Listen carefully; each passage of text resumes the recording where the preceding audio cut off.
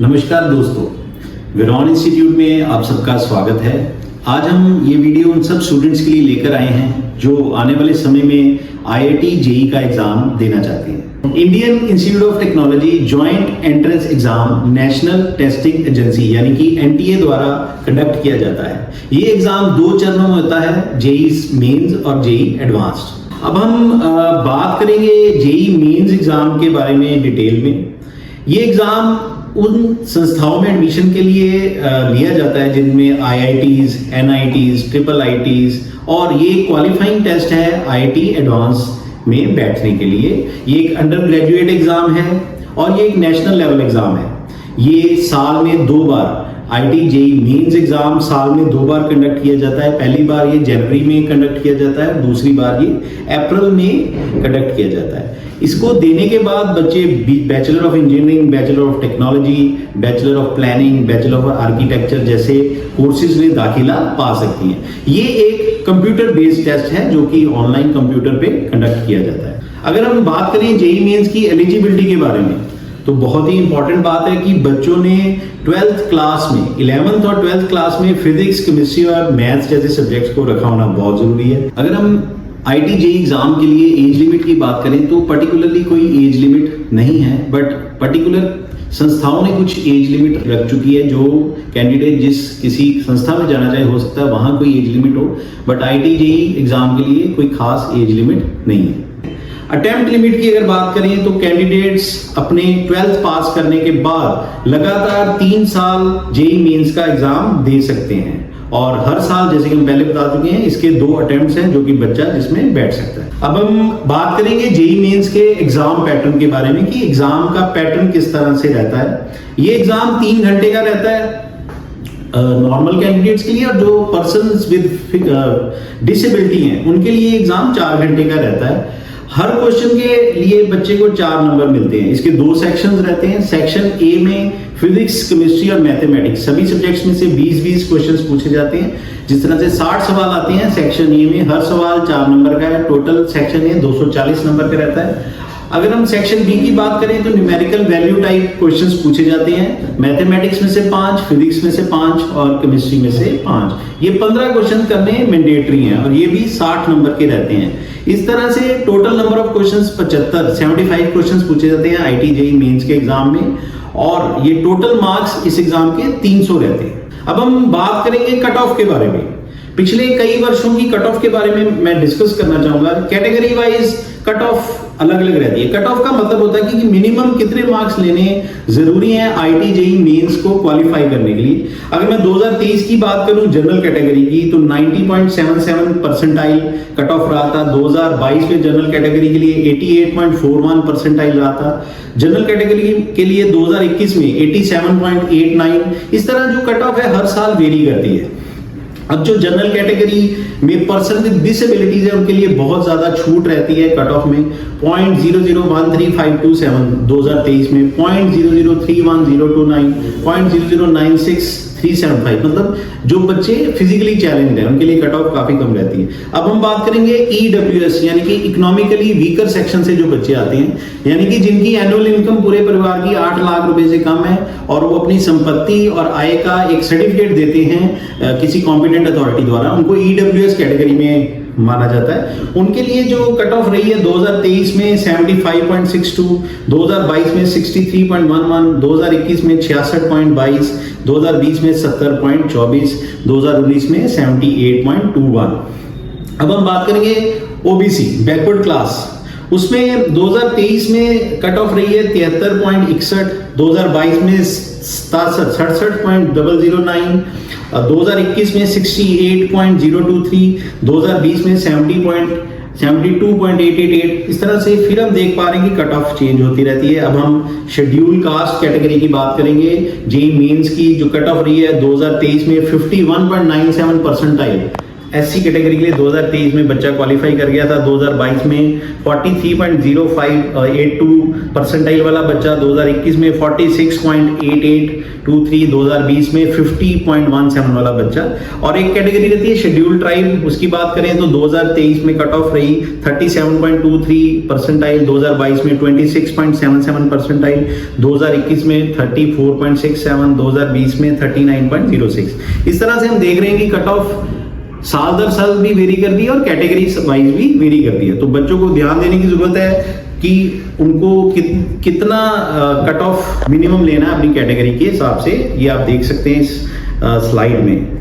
अब हम बात करेंगे, देखिए जो बच्चे जेईई मेंस को क्लियर करते हैं, क्वालिफाई करते हैं, पिछले अभी कुछ देर पहले मैंने बताया क्वालिफाई करने का मतलब है कि मिनिमम कट ऑफ जो रहती है वो अचीव करनी रहती है। वो मैं बता भी चुका हूं, हर साल वो चेंज होती है। कभी जनरल के लिए वो 90 रही है, कभी 88 रही है, कभी 85 रही है, कभी SC के लिए 37 रही है, कभी 40 रही है। तो वो चेंज होती है। जो बच्चे उस एग्जाम को क्वालिफाई करते हैं वो ही बच्चे जेईई एडवांस में बैठ सकते हैं।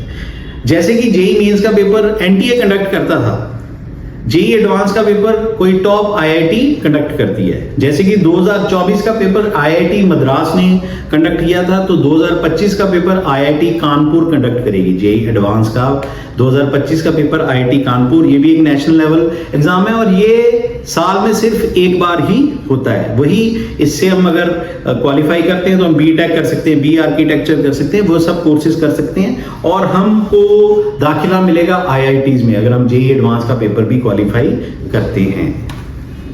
जेईई एडवांस की कुछ एलिजिबिलिटीज, कुछ इंपॉर्टेंट पॉइंट्स मैं बताना चाहूंगा। अगर आपको जेईई एडवांस में बैठना है तो आपको इंडिया के टॉप 2.5 लाख कैंडिडेट्स में आना होगा जो कि जेईई मेंस क्वालिफाई करते हैं। नंबर ऑफ अटेम्प्ट्स, इसमें कैंडिडेट्स अलाउड मैक्सिमम 3 अटेम्प्ट्स। आप +2 पास करने के बाद 3 बार लगातार जेईई एडवांस का पेपर 3 साल लगातार दे सकते हैं। पिछले वर्ष तक ये 2 साल का था, इस साल ये अपडेट हो गया है।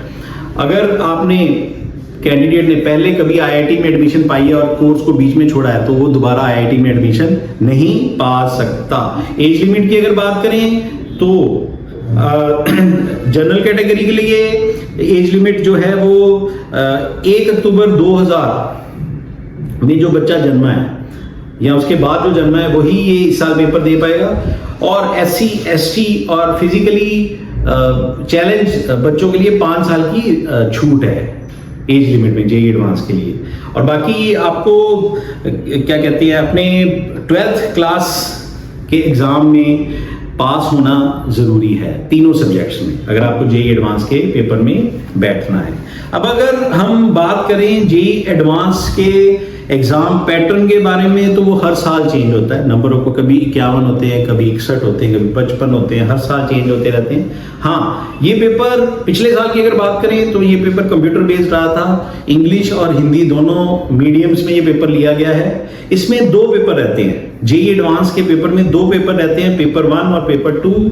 और नंबर ऑफ सब्जेक्ट जो रहती है 3 रहते हैं, वो हमें पता ही है, फिजिक्स, केमिस्ट्री और मैथमेटिक्स। उनके आगे सब सेक्शंस भी रहते हैं। ये एग्जाम 6 घंटे का रहता है। हर पेपर के लिए आपको 3 घंटे का समय रहता है। इसमें अलग अलग तरह के क्वेश्चंस आते हैं, सिर्फ MCQs नहीं आते हैं। MCQs के अलावा numerical value based, multiple select questions, matching list, paragraph based numerical value, ऐसे कई तरह के सवाल हैं जो जेईई एडवांस के पेपर में पूछे जाते हैं। तो पेपर 1 के लिए 3 घंटे, पेपर 2 के लिए 3 घंटे और कुल मिला के आपको 6 घंटे इस पेपर के लिए मिलते हैं। जैसे कि मैंने आपको बताया कि जेईई एडवांस में अलग अलग तरह के क्वेश्चंस पूछे जाते हैं। थोड़ा डिटेल में बात करते हैं। अगर हम MCQs की बात करें तो हर MCQ की 4 ऑप्शंस रहती हैं और 1 करेक्ट रहती है। अगर आप उस एक करेक्ट ऑप्शन का आंसर सही देते हैं आपको 3 नंबर मिलते हैं। अगर आप आंसर नहीं देते तो 0 मार्क्स मिलते हैं। अगर आप आंसर गलत देते हैं तो 1 नंबर -1 आपका हो जाता है। अगर multiple select questions, multiple select से हम नाम से पता कर पा रहे हैं कि उस क्वेश्चन के जो आंसर्स हैं एक से ज्यादा आंसर सही हो सकते हैं। उसमें भी है आपको पूरे 4 नंबर मिलते हैं, ठीक है ना।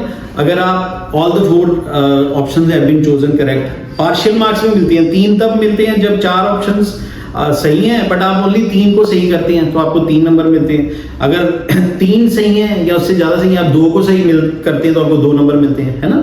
अगर 2 या उससे ज्यादा सही है पर सिर्फ आप 1 सही करते हैं तो उस केस में आपको 1 नंबर मिलता है। अगर आप नई क्वेश्चन मल्टीपल सिलेक्ट की बात कर रहा हूँ, अगर आप आंसर नहीं देते तो 0, अगर आप गलत देते हैं तो आपके -2 नेगेटिव मार्किंग हो जाती है। इस तरह से non negative integer, matching list based question रहते हैं, paragraph based numerical value question रहते हैं, सिंगल डिजिट इंटीजर, बहुत तरह के सवाल हैं जो आप देख पा रहे हैं अभी स्क्रीन पे।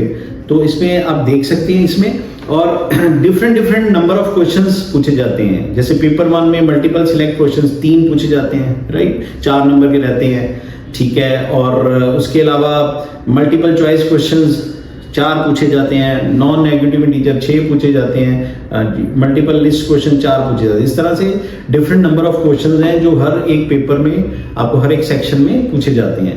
अब हम बात करेंगे जेईई एडवांस की पिछले साल की कट ऑफ या पासिंग मार्क्स की कैटेगरी वाइज, ठीक है। जनरल कैटेगरी को ईच सब्जेक्ट में 9 मार्क्स, 9 मिनिमम परसेंटेज आपको लेनी थी अगर हम जनरल कैटेगरी की बात करें।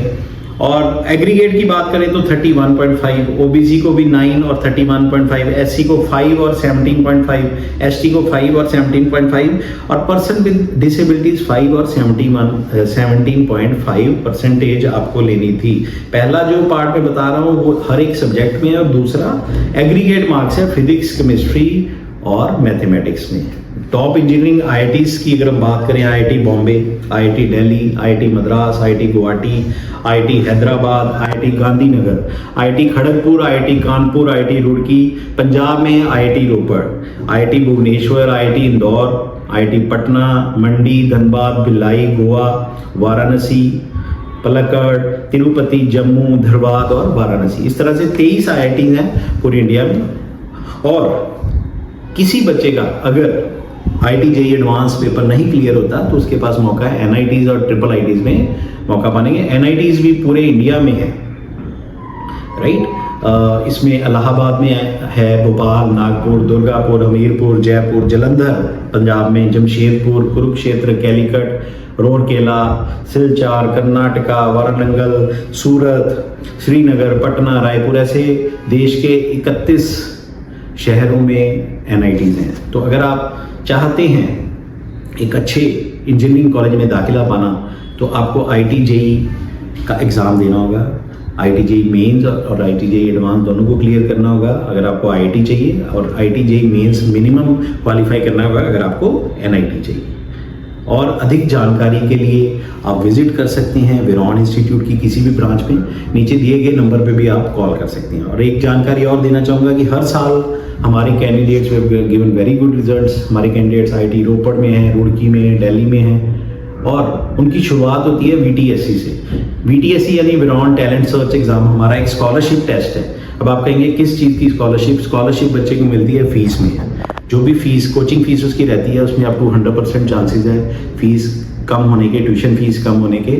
और ये एक शुरुआत रहती है बच्चे की आने वाले समय में, क्योंकि उसको टॉप कॉलेजेस में जाना है। अगर वो अच्छा रैंक लेता है, हो सकता है उसको आगे जाके इंजीनियरिंग कॉलेजेस में भी स्कॉलरशिप मिल जाए। तो एक बार ज़रूर हमारी वेबसाइट पे विजिट करें, वीटीएससी के लिए रजिस्टर करें, वीटीएससी अपने अपेयर करें और मौका पाएं स्कॉलरशिप पाने का। धन्यवाद।